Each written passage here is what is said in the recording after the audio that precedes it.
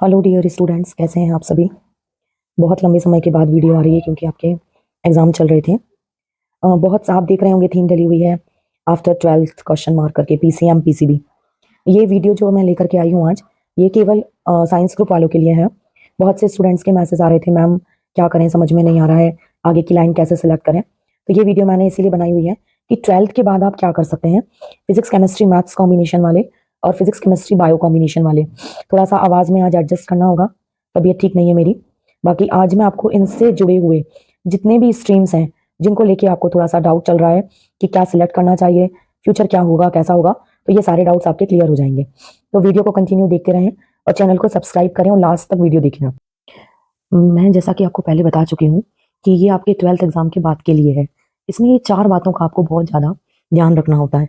पहला क्या कि आपका इंटरेस्ट क्या है। सपोज आपने 12th तो कर ली बायो से, आपने 12th की है बायो से, बट आपका इंटरेस्ट है कि आप फैशन डिजाइनिंग करें, इंटीरियर कोर्स करें, या फिर नेवी में जाएं, आर्मी में जाएं, या टीचिंग में जाएं, कहीं पर भी। तो सबसे पहले आपको अपना इंटरेस्ट दिखना होगा कि आपका इंटरेस्ट क्या है। और ये आपको कोई बाहर वाला नहीं बता सकता है, ये आपको खुद से ही देखना होगा कि आप क्या चाहते हो, कहाँ फ्यूचर में अपने आप को देखना चाहते हो। उसके बाद आता है कि आपकी कैपेबिलिटी क्या है।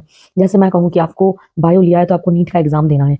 अब नीट का एग्जाम तो देना है आपको, कैपेबिलिटी है कि आपकी नीट के एग्जाम के लिए, मतलब आप इतना लग करके पढ़ाई कर सकते हो, कम से कम 16-17 घंटे की। उसके बाद में आपको फिजिक्स पे, केमिस्ट्री पे, बायो पे, तीनों सब्जेक्ट पे आपकी कमांड कैसी है, कॉन्सेप्ट क्लियर है। मतलब अप्रॉक्स अगर आप चाहें तो आपको 400 से ज़्यादा नंबर लाने होंगे एग्जाम में। इसमें बीएमएस बीडीएस ये सब कुछ मैं आपको बता रही हूँ अभी आगे। तो ये सब आप में कैपेबिलिटी क्या आपकी एग्जिस्ट कर रही है।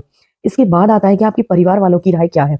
मतलब आपका इंटरेस्ट और आपकी कैपेबिलिटी दोनों आपकी एक जैसी हैं। मतलब आप नीट करना चाहते हैं और नीट में आप इतना एफर्ट दे भी सकते हैं कि 16 से 17 घंटे आप अपनी पढ़ाई करें, पर उसके बाद में परिवार वाले नहीं कर पा रहे हैं। मतलब आपको नीट के लिए आप चाह रहे हैं कि किसी कोचिंग में आप एडमिशन ले लें या फिर आप कहीं और पढ़ाई करें जाके, पर क्या परिवार इतना एफर्ट कर सकता है। पारिवारिक स्थिति आपकी कैसी है। मान लो घर में बड़े भाई बहन हैं, तो वो क्या सजेस्ट करना चाहते हैं। पेरेंट्स का भी अपना इंटरेस्ट होता है कि वो अपने बच्चों के लिए क्या चाहते हैं। तो इन सब ये सारे पैरामीटर्स जो हैं वो आपके लिए इंपॉर्टेंट है। और एट लास्ट आता है परिवार की स्थिति। मतलब मान लो कोई घर में बड़ा भाई बहन है जिसने अभी 12th पास किया है, तो वो अपने छोटे भाई बहनों के लिए भी उसे देखना होगा कि यदि पेरेंट्स इतनी फीस इसको लगा देते हैं तो बच्चे उतनी फीस अपने भाई बहन के लिए हो पाएगा या नहीं। तो फाइनेंशियल स्थिति कैसी है, घर में अगर बड़ा भाई बहन है तो वो बाहर जा सकते हैं क्या, पढ़ाई के लिए इतना टाइम आपको मिल पाएगा। जब आप इन चारों पैरामीटर्स को बहुत अच्छे से समझ लेते हैं, तब उसके बाद में आप अपना गोल डिसाइड कर सकते हैं।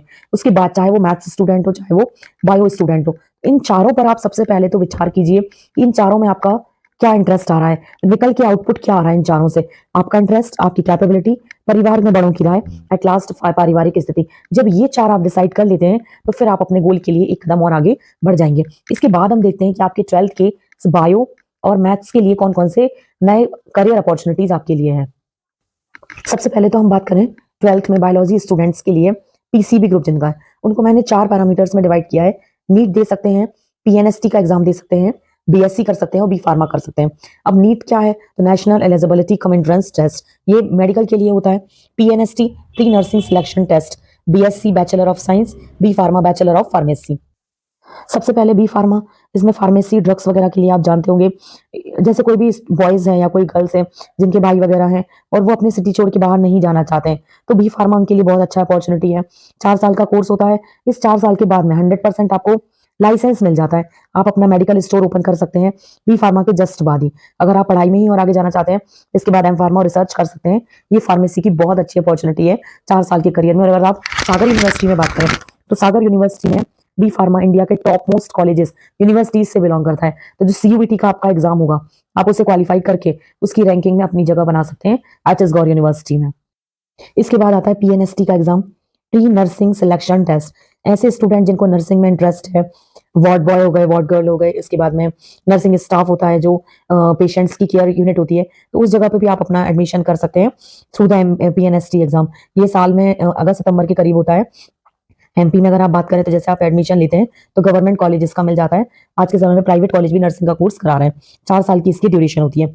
इसके बाद हम बात करें तो बीएससी, बीएससी में बात करें तो bachelor of science plain BSc भी होती है। और इसके बाद में प्लेन बीएससी में देखें अगर तो BSc biotech, BSc microbiology, forensic science, nursing, home science, बहुत सारी ब्रांच से आप बीएससी कर सकते हैं। बीएससी 3 साल की होती है।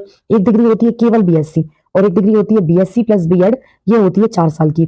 इसमें लिमिटेड सीट्स होती हैं। ये उनके लिए है बीएड जो आगे टीचिंग लाइन में जाना चाहते हैं। मेरा आपको बहुत अच्छा एक सजेशन होगा, यदि आप बीएड कर रहे हैं और आपको टीचिंग लाइन में जाना है, मेरी बात बहुत ध्यान से सुने।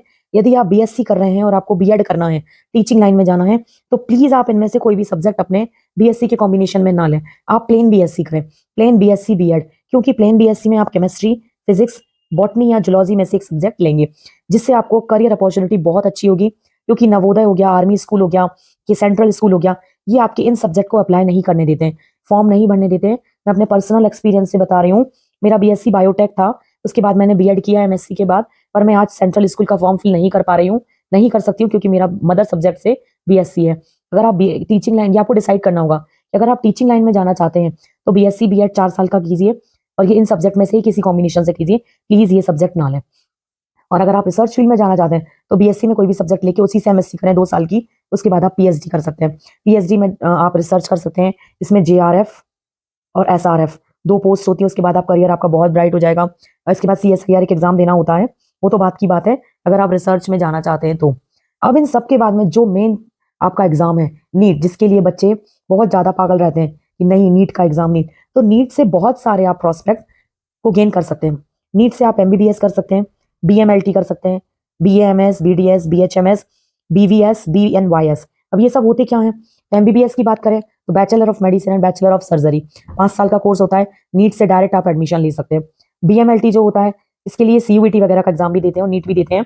Bachelor of medical laboratory, medical laboratory मतलब आप जाते हैं, जैसे एक्सरे हो गया, एमआरआई हो गया, सिटी स्कैन हो गया, लेबोरेटरीज हो गई, इन सबको आप अगर आपको अपनी एग्जिस्ट करनी है, आपको ये एग्जाम क्वालिफाई करना होगा। बीएमएस में bachelor of Ayurvedic medicine and surgery 5.5 साल का कोर्स होता है ग्रेजुएशन का, उसके बाद post graduation Ayurvedic doctor. BDS में बैचलर ऑफ डेंटल 5 साल का कोर्स, डेंटल डॉक्टर जो रहते हैं दांतों के डॉक्टर। बीएचएमएस में होम्योपैथिक डॉक्टर 5 से 5.5 साल का बैचलर कोर्स होता है। इसके बाद में वेटनरी जो जानवरों के डॉक्टर होते हैं, उनका कोर्स होता है 5 से 5.5 साल। और इसके बाद नीट से क्वालिफाई होता है bachelor of neuropathy and yogic science. आज के समय में योगा का भी बहुत अच्छा स्कोप है, तो आप इसे भी कर सकते हैं। ये सारे एग्जाम आप नीट के थ्रू ही क्वालिफाई करके ले सकते हैं। डिपेंड करता है कि आपकी नीट में कैपेबिलिटी कैसी है। मतलब नीट अगर आप दे रहे हैं तो नंबर के अकॉर्डिंग आपकी रैंकिंग कम हो जाएगी। बहुत अच्छे नंबर आने पे एमबीबीएस, फिर बीएमएस, बीएचएमएस, इस तरह से कॉलेज डिस्ट्रीब्यूट होते हैं। तो ये मैंने आपको बताया जिनका 12th के बाद में बीएस बायो, फिजिक्स और केमिस्ट्री है। इसके बाद मेरी जो नेक्स्ट वीडियो होगी वो मैथ्स वालों के लिए होगी। तो प्लीज ये वीडियो अपने उन फ्रेंड्स को शेयर करें जिनको आप चाहते हैं कि वो अपनी करियर अपॉर्चुनिटी को सिलेक्ट कर पाए। इसके बाद भी कहीं किसी को कोई डाउट होता है तो प्लीज कमेंट बॉक्स में मैसेज करें, और अगर आप बात करना चाहते हैं तो मैसेज करें, मैं आपको पर्सनली कॉल करूंगी। Thank you. बट प्लीज अपना करियर जो है वो बहुत सोच समझ के इस आगे ग्रोथ करें प्लीज। और मेरा एक बात का ध्यान रखें, आप ड्रॉप ना लें। बहुत सारे स्टूडेंट्स आज ड्रॉप के बारे में सोच रहे हैं कि हमें ड्रॉप लेना चाहिए या नहीं, तो मेरा सजेशन होगा ड्रॉप ना लें। अगर आप बहुत ही ज्यादा पॉजिटिव हैं अपने किसी एग्जाम को लेके तो एक बार ही सोच सकते हैं, बाकी ड्रॉप से आप 1 साल पीछे हो जाएंगे। बाकी कोई भी डाउट हो तो प्लीज मुझे मैसेज करें कमेंट बॉक्स में, वीडियो को शेयर और लाइक करें। Thank you.